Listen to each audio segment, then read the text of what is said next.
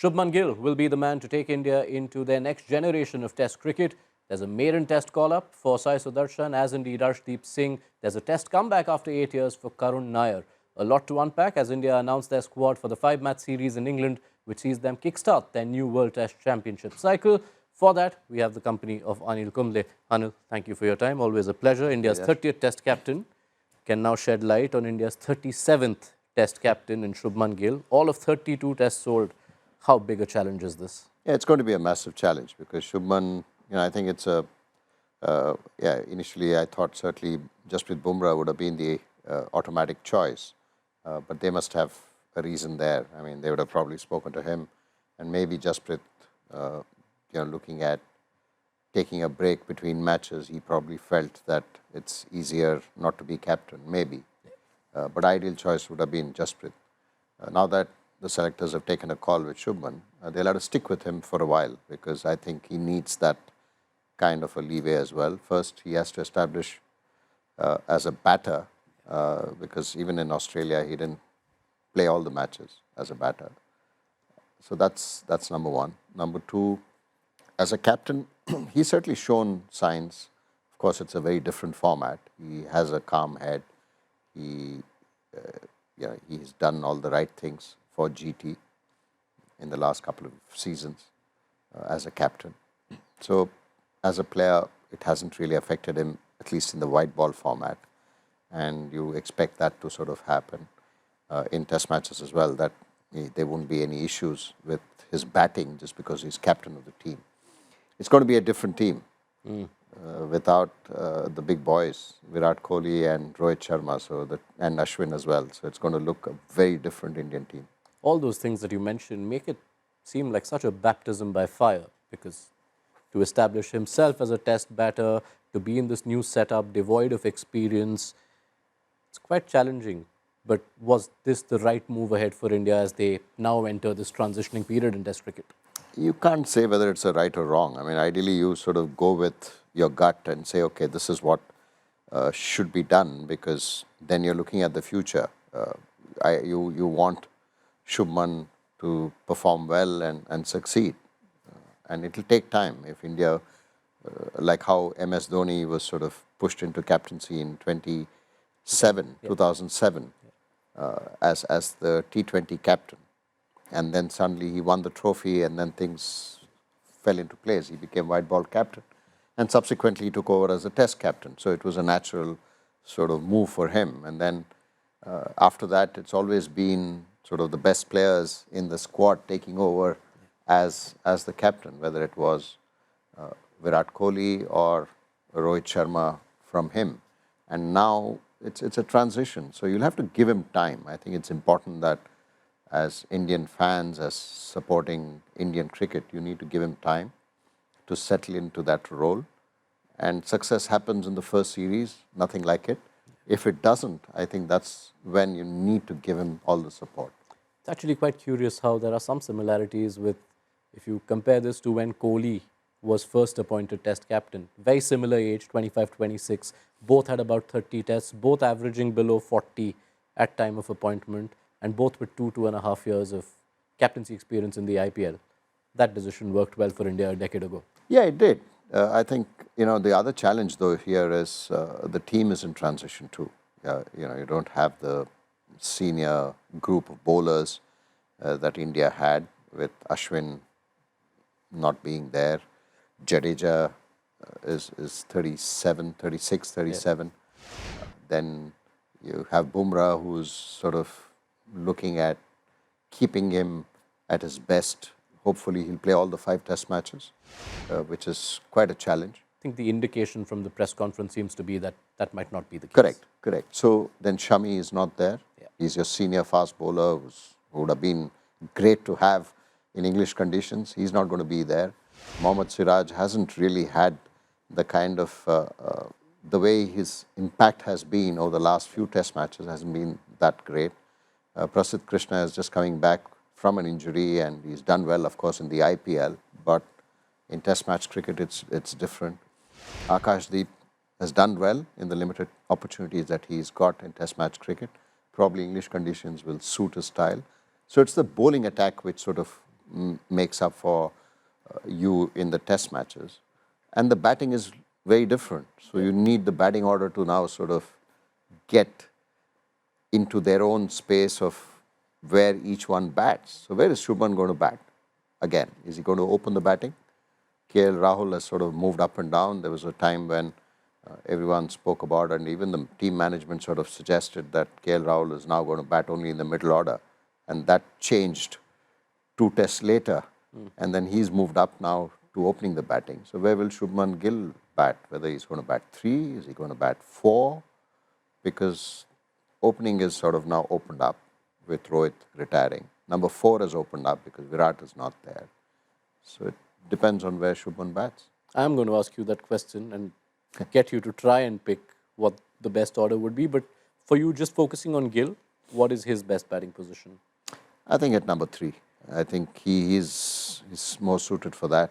If Rahul has done well, leave him to open the batting with Jaiswal and then bat at 3. All right. It's going to be a huge challenge. So here's wishing Shubman Gill well as he steps in to this job of Indian Test captain. But looking elsewhere in this squad, you see a theme of domestic performances being rewarded. Anil.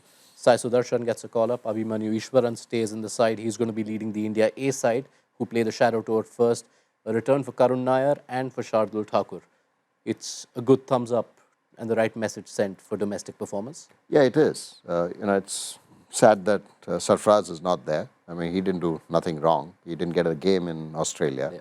He's not a part of the IPL, but he's had a decent domestic test series. Yep. Of course, he missed out on the New Zealand series, but then there was an opportunity to play him in Australia. But it seems like the management has sort of decided that Sarfraz is considered or will be looked at only when India play at home. So that's a bit of a miss. But yes, it's nice to see some domestic performances, irrespective of how long they've been away from Test match cricket has been looked in. Karun Nair and Shardul Thakur has done well for Mumbai, both with bat and ball. So yes, as all-rounders, it's good to have Shardul back. Just spending some time on some of those individuals. Karun Nair back to the Test fold after 8 years. Yeah. Had a great run in domestic cricket. Does he have the goods to deliver in England? Yes, I think so, because he's also played county cricket. So that should sort of help his experience at county level and his run in domestic cricket. He's had a great run. So where will he bat? That's where Shubman Gill's decision of where he's going to bat will depend on where Karun Nair bats. Ideally, Shubman at 3 or Karun at 4 is probably ideal, and then you look at that as a combination. Or if you then think Abhimanyu Ishwaran bats at 3 and then Shubman at 4, or Sai Sudarshan at 3 or Shubman at 4. So you need to sort of base your decision on how the India A test matches go, because you can't really rely on IPL performances. I mean, it's about how you sort of come up at the test level. Yeah, and the selector was keen to point that out when he mentioned Sai Sudarshan's inclusion for his red ball credentials, and not just because he's leading the run charts in the IPL. Among the bowlers, Arshdeep Singh gets a maiden test call-up. Thoughts on the inclusion and what he brings to the table?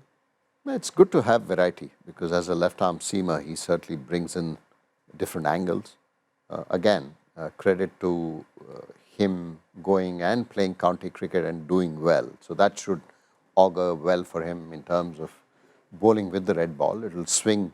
He's developed his swing. We saw that, although it is a T20 format in Dharamshala, that just that one game where he opened the bowling and was really superb with the control that he had over swing. And English conditions should sort of help him do that, especially in the first half of the summer. So I guess it's a good move to sort of have a left-arm seamer in your lineup so that you have that kind of a variety. Now, when you consider the rest of the pace pack, 6 pacers in total, including Shardul Thakur, India will have to be cognizant of Jasprit Bumrah's availability. Do you think there's adequate quality and quantity in that pace department? Yeah, I mean, Harshit probably will feel disappointed that he's been left out. He didn't do a bad job in Australia. But again, possibly the selectors sort of looked at, Prasidh ahead of Harshit. Yeah. I guess in Australia, Harshit was ahead of him for some reason. And here Prasidh has been ahead. I feel Akashdeep will do well in the first half, especially with swinging conditions, overcast conditions, with the new ball, limited opportunities. He's done really well. So I think the bowling attack, I think with the limitations that India has without Shami, I think they've done well to pick the right set of fast bowlers. All right, let's enter the tough question now. You're playing 11 for that first test at Leeds. It's a challenge. So what I've heard is at least Shubman wants to bat at 4.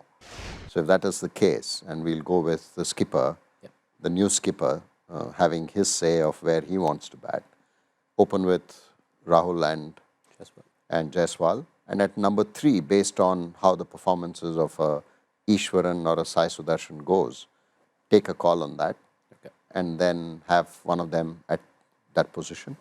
And then 4 Shubman, 5 Rishabh, and 6, I think Karun, ahead of Jurel. I would look at that. Then at 7 you have Jadeja.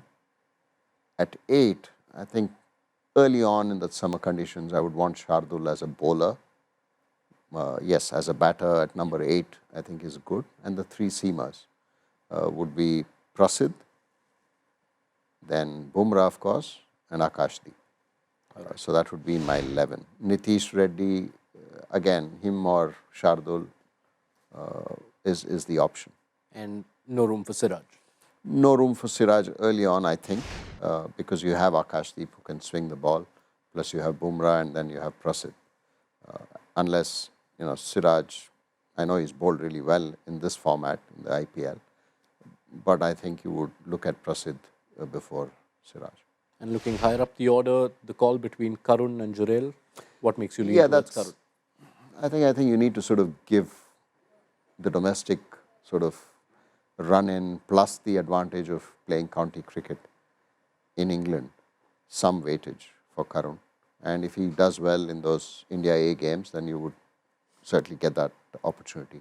If Shubman bats at 3, then I would sort of put Karun at 4 and then Jurel at 6. All right. Because I don't think Jurel should be batting at 3, or I don't think Sai Sudarshan or Ishwaran should be batting at 6. And that's one of the reasons why I felt that a Karun ahead of a Jurel. His choice is easier to make here than they will be by the time they're in England. It all depends on how things go. But then whatever you pick, you need to stick with it for at least a few test matches. You don't want chopping and changing the way we saw with Jurel, or in Australia, or even in some of the matches. All right. Thank you so much, Anil Kumble, for your time and your thoughts. That is India's squad for their first assignment of the new World Test Championship cycle.